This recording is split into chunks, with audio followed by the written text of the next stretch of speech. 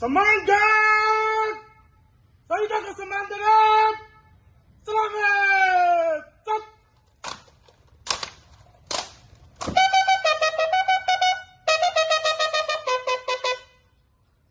सम्मान गार्ड, सलामी सबसे सूख सत में आदाब, सूख सत।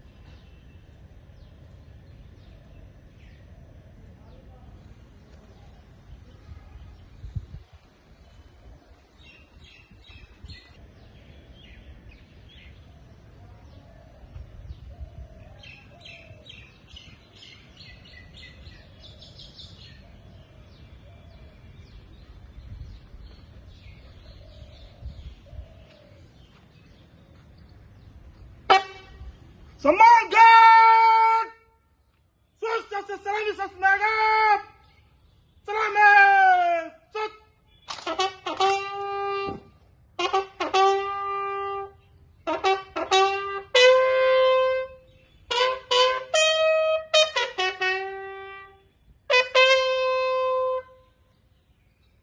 सम्मान गार्ड, सत।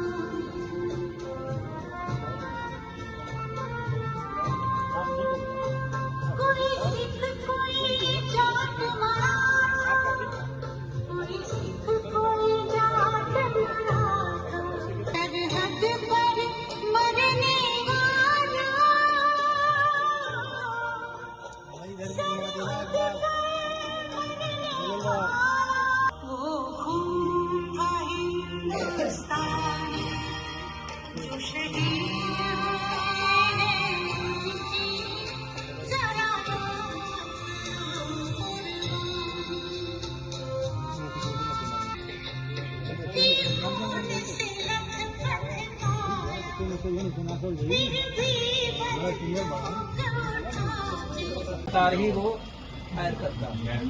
इसके अंदर 20 राउंड्स आते हैं और एक बार अगर इसको चढ़ा करके फॉक कर दिया जाए तो 20 टारगेट हिट कर सकते हैं, है ना। ये पहले चलती थी, अभी ये राइफल जो है CRPF में कम होकर के दूसरे को स्थानांतरित हो गई है, ठीक है। ये इंसास राइफल है 5.56। इसके अंदर में 7.62 के एम्यूनिशन आते थे, यानी बड़े एम्यूनिशन आते थे जो ज़्यादा घातक थे। तो घातक कम होने के लिए इसमें क्या कर दिया गया, इसके कैलिबर को, मोटाई को कम कर दिया गया। इसके अंदर एम्यूनिशन भी मात्रा कम कर दी गई। वो प्रोजेक्ट इस तरह से हम दुश्मन की संख्या को टैक्टिकली कम कर सकते हैं। तो इसका मकसद ये है। इसके अंदर में भी 20 राउंड्स आते हैं, है ना। ये भी सेमी ऑटोमेटिक है, जिस तरह से ये फंक्शन करता था लगभग ऐसे ही था। ये सिंगल राउंड फायर करता और ये 3 राउंड इसके अंदर में ऑटोमेटिक फायर भी 3 राउंड का कर सकते और हैं, सिंगल राउंड भी कर सकते हैं। और इसके इसमें अंदर टेलीस्कोप शायद लगाया जाता है। इसमें भी लगाते हैं, पहले उसमें भी लगाने की व्यवस्था थी, लेकिन अभी इसमें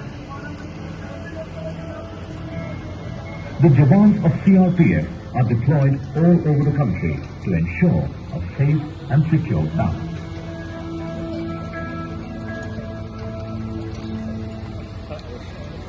CRPF also guards the important installations of the country.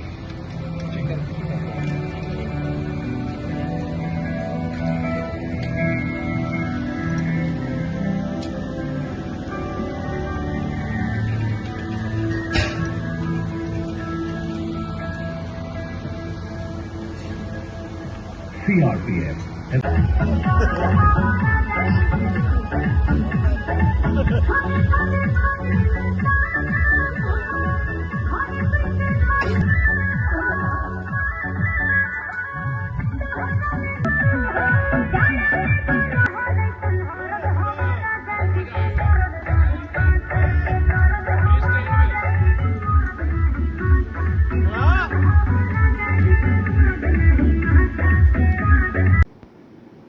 Sir, आज केंद्रीय रिजर्व पुलिस बल की ओर से स्थापना दिवस मनाया जा रहा है, तो आप लोग इसे कैसे मनाते हैं सर, और इसका क्या उद्देश्य और क्या प्रारूप है सर?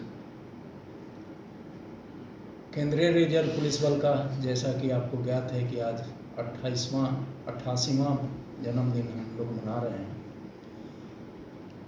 सबसे पहले हम लोग अपने वीर जवानों की शहादत को याद करते हैं, उनको श्रद्धांजलि अर्पित करते हैं, उनके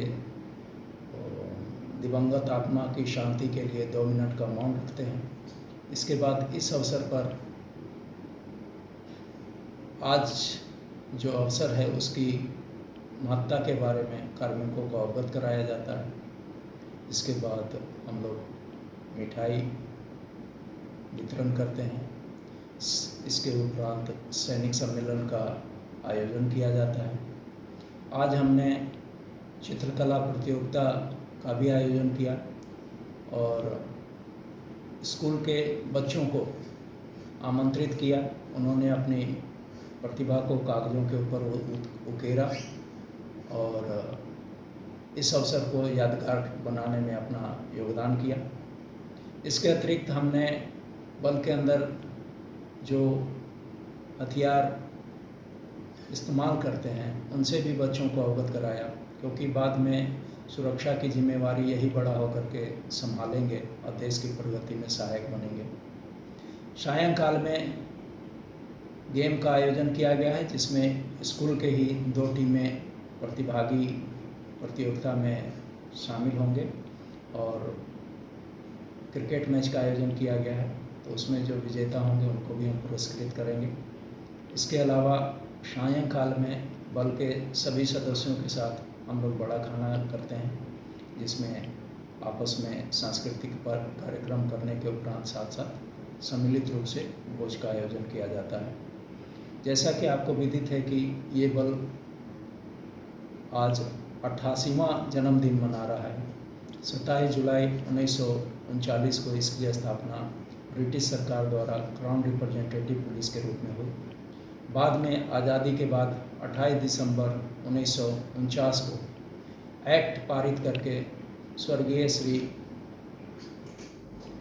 वल्लभ भाई पटेल जी ने इस बल को केंद्रीय रिजर्व पुलिस के बल के रूप में मान्यता दी गई और तब से लेकर लगातार बल प्रगति पर है।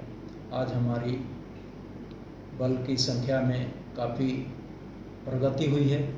हम आंतरिक सुरक्षा के लिए पूर्ण रूप से जिम्मेवार बल हैं और जहाँ कहीं भी अशांति होती है या आंतरिक सुरक्षा को सुदृढ़ करने की आवश्यकता होती है तो केंद्र सरकार के निर्देशानुसार हम लोग तत्परतापूर्वक कार्रवाई करते हैं।